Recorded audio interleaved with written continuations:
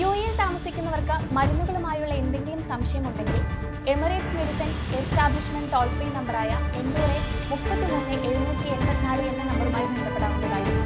അന്വേഷണങ്ങൾ, അഭിപ്രായങ്ങൾ, നിർദ്ദേശങ്ങൾ എന്നിവയും ഇതിലൂടെ അറിയിക്കാം.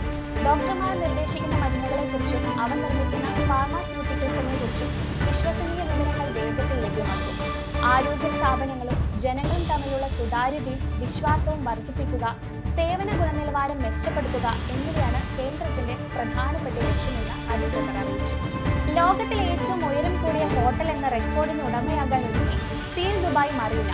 ഈ വർഷം നവംബറിലാണ് ഹോട്ടൽ ഔദ്യോഗികമായി തുറക്കുമെന്ന് അധികൃതർ അറിയിച്ചത്.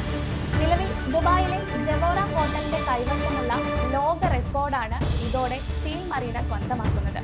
മറീനയിലെ 82 നിലകളുള്ള ഈ കൂറ്റൻ കെട്ടിടത്തിന് 377 മീറ്റർ ഉയരമുണ്ട്.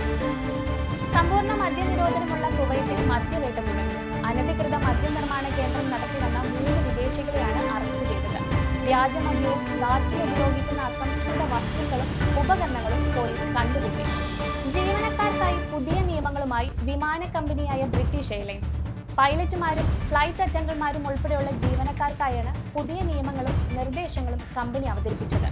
യൂണിഫോം ധരിച്ചുകൊണ്ട് പൊതുസ്ഥലങ്ങളിൽ വെച്ച് പരസ്യമായി കാപ്പി, ചായ, കോള പോലുള്ള പാനീയങ്ങൾ എന്നിവ കുടിക്കാൻ പാടില്ല. പൊതു ഇടങ്ങളിൽ പച്ചവെള്ളം കുടിക്കാൻ മാത്രമേ ജീവനക്കാർക്ക് അനുവാദമുള്ളൂ. അതും ആരുടെയും ശ്രദ്ധയിൽപ്പെടാതെ വേണം കുടിക്കാൻ.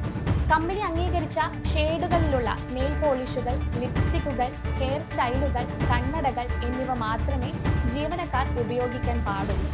യൂണിഫോം ധരിച്ചുകൊണ്ട് ജോലിയുടെ ഭാഗമല്ലാതെയുള്ള യാത്രകൾ ചെയ്യാൻ പാടില്ലെന്നാണ് മറ്റൊരു നിയമം.